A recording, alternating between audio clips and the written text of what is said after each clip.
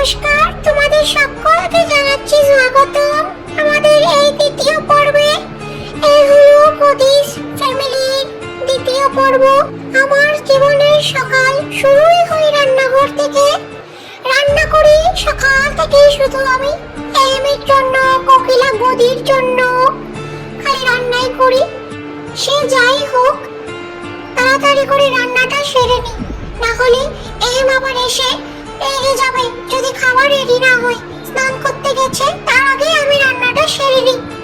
আজ বানাচ্ছি rice, ব্রকলিটা wash করছি, ধুতে হবে। ধোয়া ধাওয়ি শেষ, এবার একটু ফ্রাই করে নি ব্রকলি।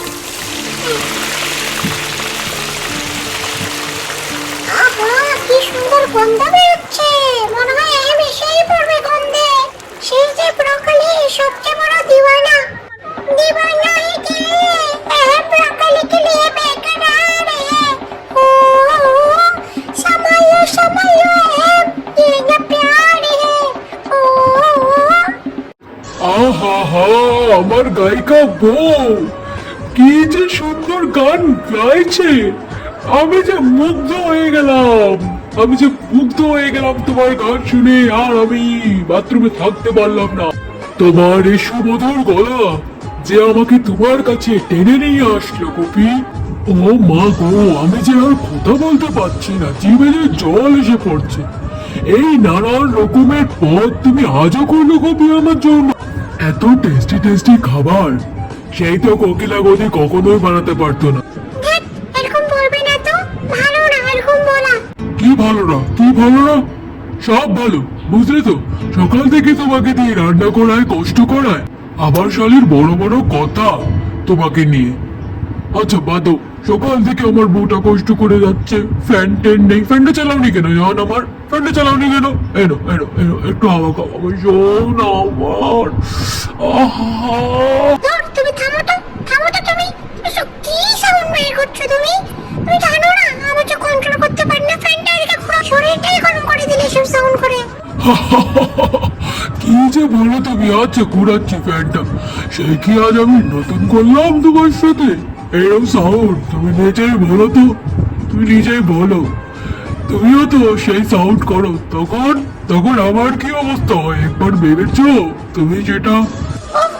বলছি তোমার চুপ থাকতে, মাসি শুনে নেবে।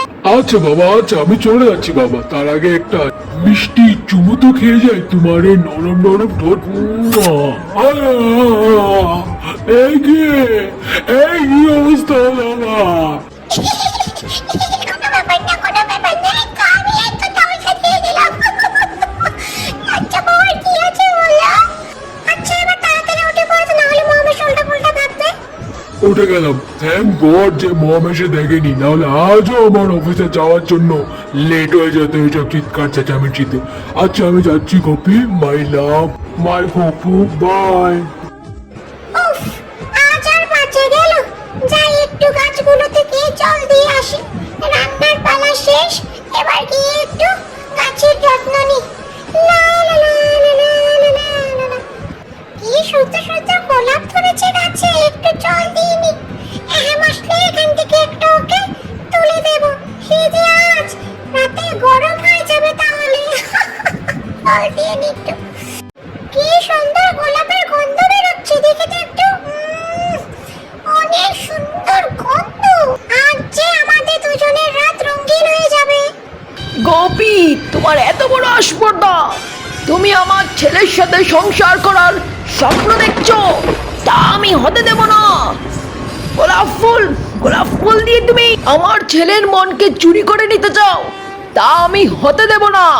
আমি থাকতে আমার ছেলের মন কেউ চুরি করতে পারবে না, কেউ নয়।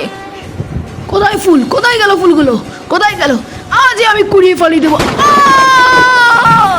ও মা গো, হ্যাঁ মোমের হাতে যে কাঁটা ঢুকে গেল।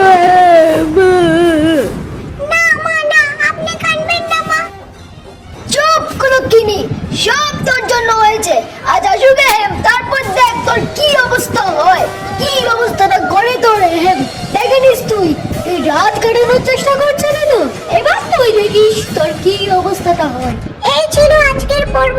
আগামী পর্বে আপনারা দেখবেন আমার স্বামী এম ওদের সামনে আমি কি পারবো আমার যে কোনো দোষ নেই সেটা প্রমাণ করতে? সেটা দেখার জন্য আমাদের সাথে থাকুন, ভালো থাকুন, ধন্যবাদ।